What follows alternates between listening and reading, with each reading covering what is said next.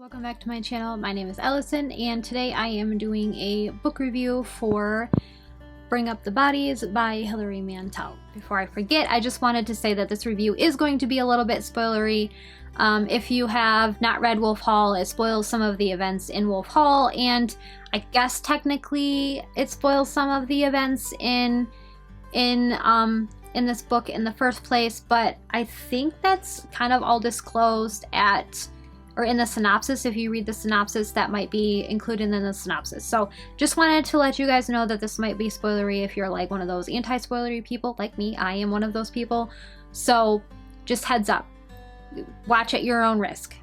So this book is the second novel in her Wolf Hall trilogy, and it is historical fiction. Let's see, it was published in 2012 and it has 482 pages.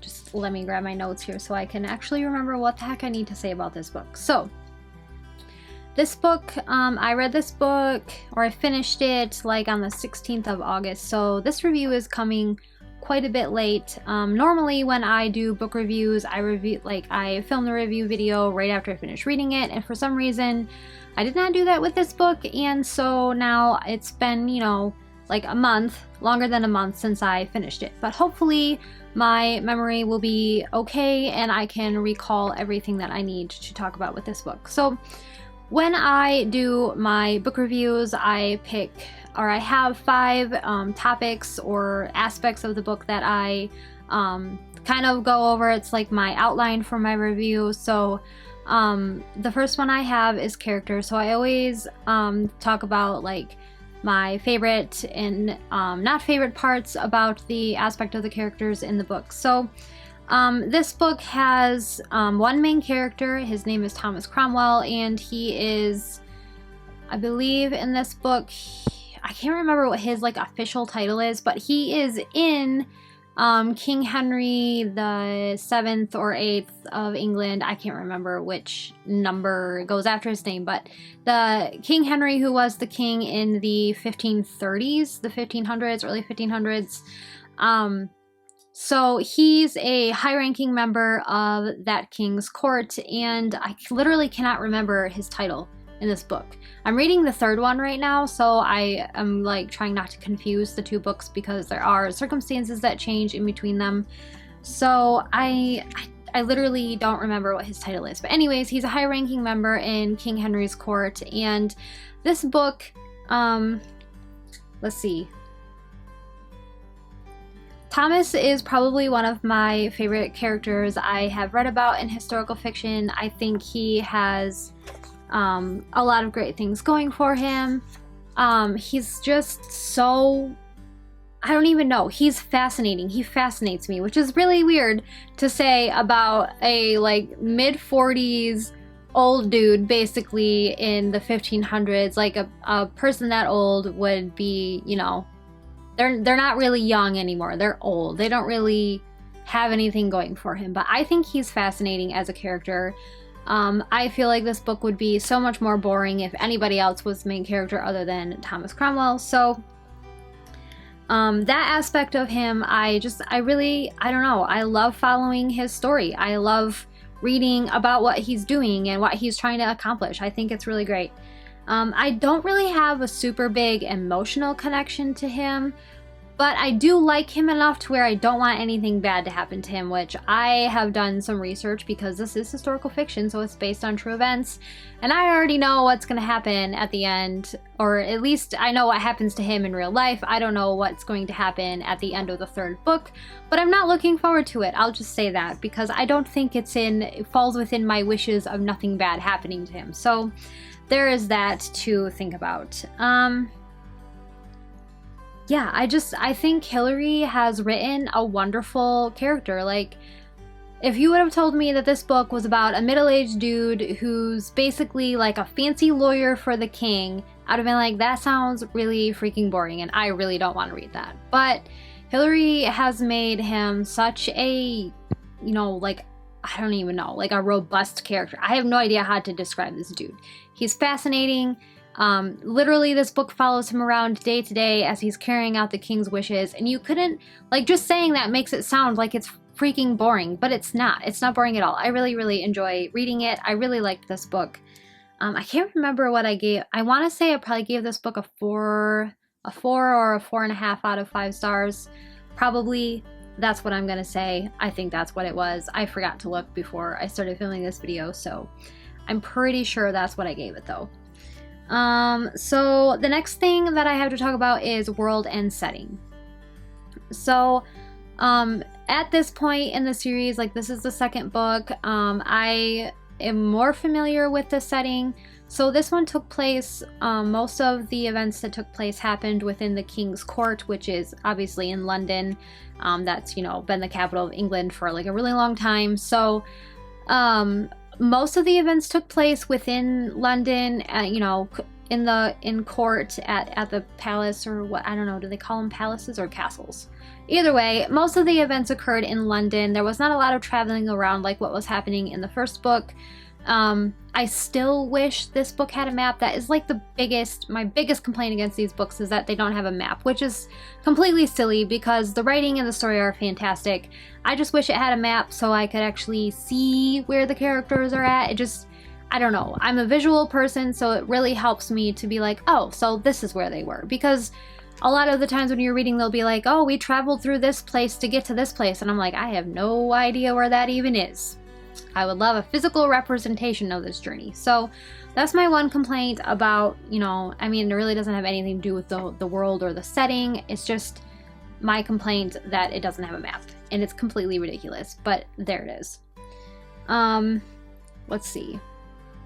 I think, I know some people don't care for like books that are centered around like royalty or, you know, aristocrats and all of that kind of stuff, nobles or whatever, but I feel I really liked it. I like that kind of stuff. So like if you got a book that's historical fiction or fantasy that's about like a prince or a princess or a king or whatever, I'm pretty interested in it already. I love court intrigue. I think it's fascinating.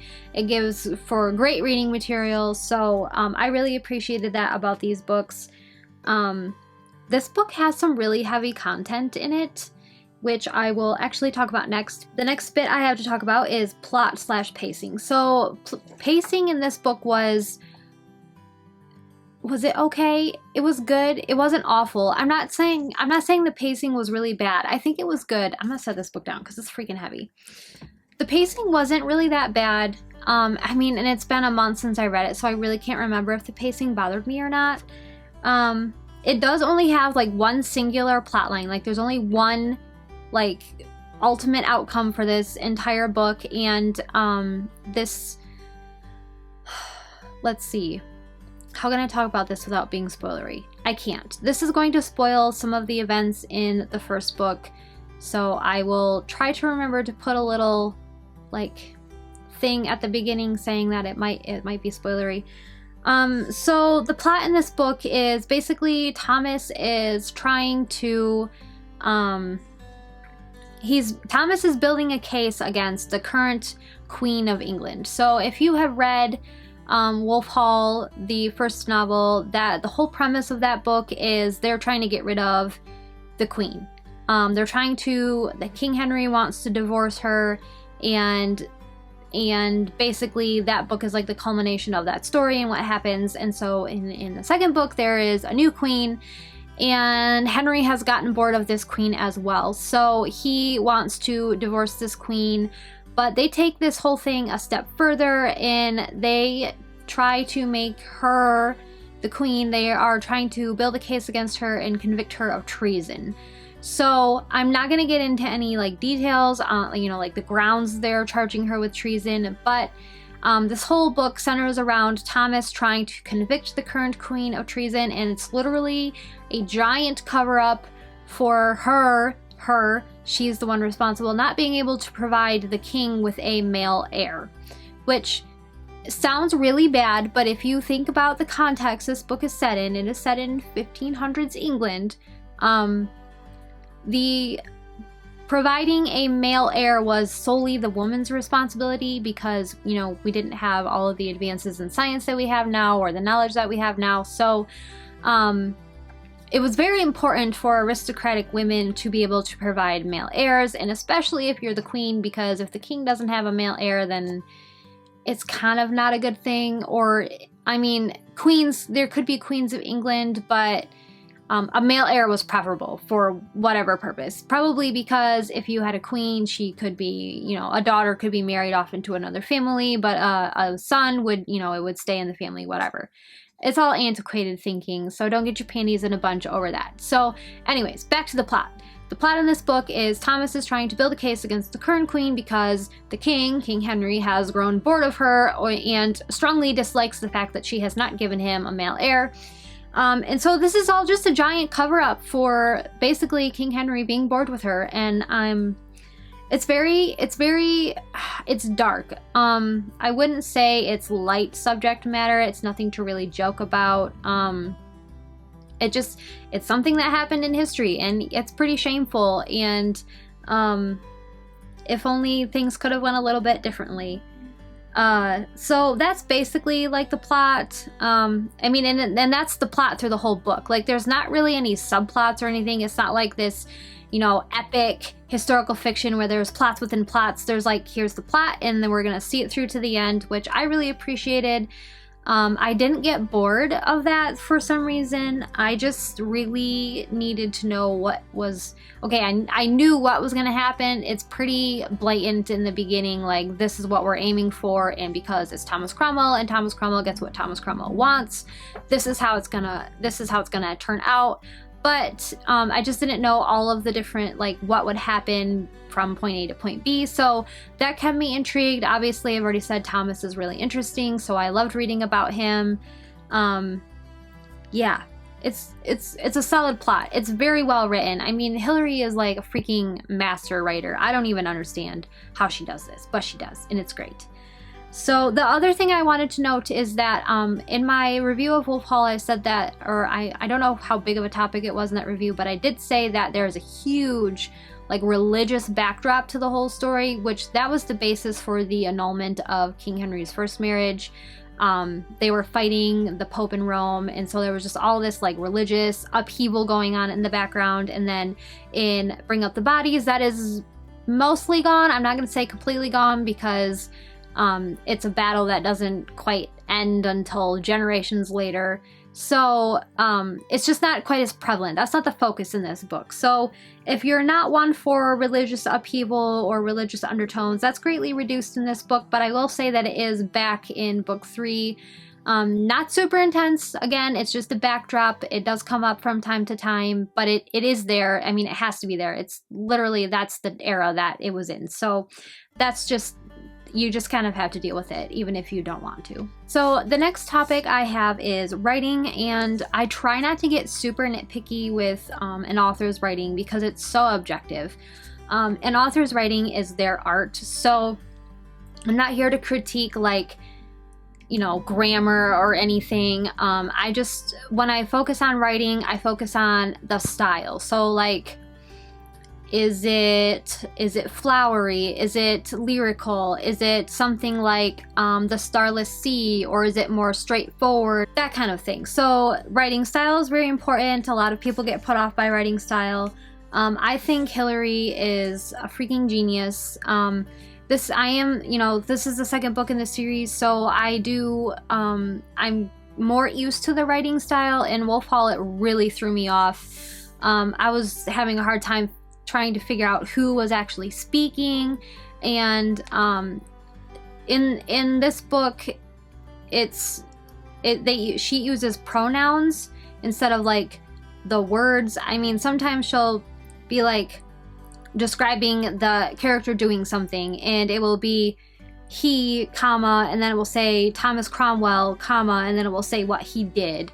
And if he's talking, it will be like it will be like whatever he said, and then comma, he, Thomas Cromwell, comma, and said blah blah blah. And so that was a little bit weird getting used to at first, but obviously the second book in, I'm like super used to it. I'm picking up more of the nuances, like the context behind the words, like, you know, the jokes and stuff of the time. I'm picking up on the wording. I don't know, it's kind of like reading Lord of the Rings. Like the first few chapters, you're like, what the heck are these people even talking about? They're speaking a foreign language. It looks like English. It sounds like English, but I don't understand what any of it means. That's kind of like what Wolf Hall was like at first. I was like, I know these are English words because I can read them, but I do not know what they are talking about. So it took me a little bit to get used to that. The second book in, I can't remember if there was like a little at the beginning, maybe there was a little bit like trying to remember how the wording and stuff went, just because I don't binge read series. So I had read books in between Wolf Hall and Bring Up the Bodies. So there is that. I feel like it was okay. By the second book, you should be pretty used to like the writing style and the way words are used and the context and all of that stuff. Sometimes I'm still like, what? I don't understand what that's talking about. So those things I kind of just skip over because I mean, I have done some research while I'm reading. I'll be like, I don't even know what that is. So I'll look it up. Like, I learned some very interesting terms that are not, I don't know, they're not good for, like, you wouldn't use them now, and I'm just like, that's very interesting. All right, moving on. So I don't know, I really enjoy Hilary's writing style. I think it's perfect for these books. It's the perfect setting. If it was written more modernly, I feel like it would just seem bogus, like, oh, this is just another random historical fiction book. But giving it the wording that Hilary does gives it more gravity, like, oh, this is serious stuff, like this actually happened. It gives brevity to the story and the characters and all of that kind of thing. It just makes it seem more authentic, and I really appreciate that. The next thing I have is enjoyment, and this is like overall enjoyment. So this would be like how well I liked the book, what I really liked about it, and what I disliked about it. So I really enjoyed this book. Bring Up the Bodies was a great sequel to Wolf Hall. There was all this court intrigue, which I really liked. I could not wait to see, you know, how everything was going to play out. Like, I kind of knew how it was going to, but I wanted to see all the little tiny steps that had to be taken to get there. And Hilary's writing style is fantastic. It's just perfect context for the story. My favorite things about this book are Thomas's wit. He's got like the dry humor down to a T. Like, he just knows how to like mic drop all the time. It's the best. I love it so much. I really like the characters.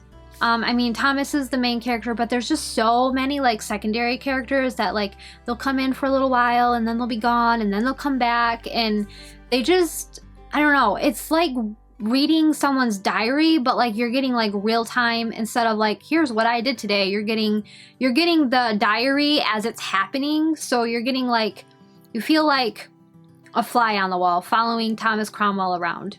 Well, I really like that as well. And I couldn't come up with any dislikes for this book, other than not having a map. That's literally like the only thing I could think of.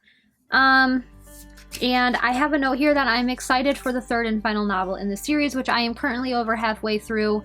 And I am actually enjoying it. I'm kind of scared, but I am enjoying it. So that's good. So I need to find out what rating I gave this book. I'm gonna look it up on Goodreads.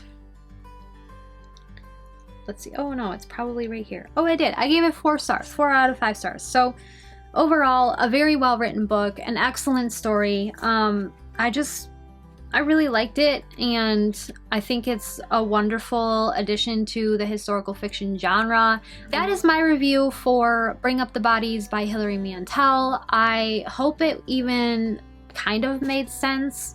Like I said, it's been, you know, since August 16th since I finished this, and because I'm a slacker, I did not review or film my review right away. So hopefully this is not a jumbled up mess. Hopefully it makes some sense.